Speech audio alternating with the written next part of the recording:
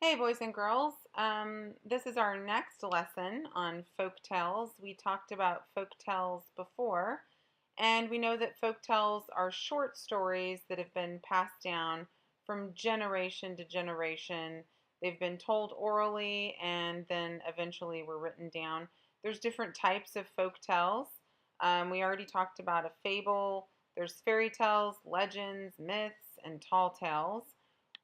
Here's a review of a fable. Fables are short folk tales that involve personified animals or animals that act like people and can talk and usually wear clothes.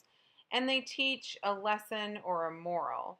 Examples of fables would be Aesop's fables, The Tortoise and the Hare, which we read before, and The Boy Who Cried Wolf. Now we're going to look at fairy tales. Fairy tales are folk tales that take place in a magical land. Remember, we said it was going to be timeless and placeless. There's really no actual place where it's set. They're ruled, usually, the land is ruled by royalty, and the characters are either good or evil. Some examples of this are Cinderella, Snow White, and Beauty and the Beast. So let's take a look at Cinderella and we're going to see if it has all the things that a fairy tale would need. Does it have royalty? What do you think? Yep, Prince Charming, he's in there. Let's see, what else does a fairy tale have to have? Well, it's going to have some kind of battle between good and evil. Think about Cinderella. Does it have a battle between good and evil? You're right. It's Cinderella versus her wicked stepmother and stepsisters.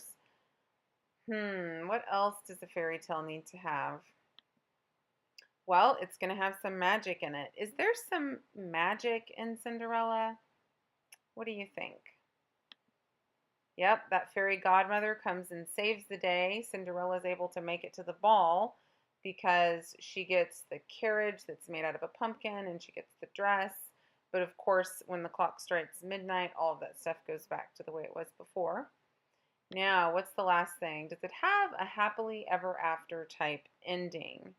What happens at the end of Cinderella? The wicked stepmother wins? No, that would be ridiculous. Cinderella married the prince, so of course they live happily ever after. All right, now I want you to think of your own fairy tale, one that maybe you've read or heard or even seen. Sleeping Beauty, Beauty and the Beast. I'm trying to think of some other ones. Rapunzel. So you think of a fairy tale, and then I want you to write down the royalty component of it, what the good versus evil element is. Was there magic in it? What kind of magic was going on in there? And how did you see the happily ever after in the story? So I want you to think about some books you've read, maybe some movies you've watched, just stories you've heard, and I want you to write down the name of the fairy tale, and then you're going to write down all of these categories and put where you saw that in the video, just like we did for Cinderella.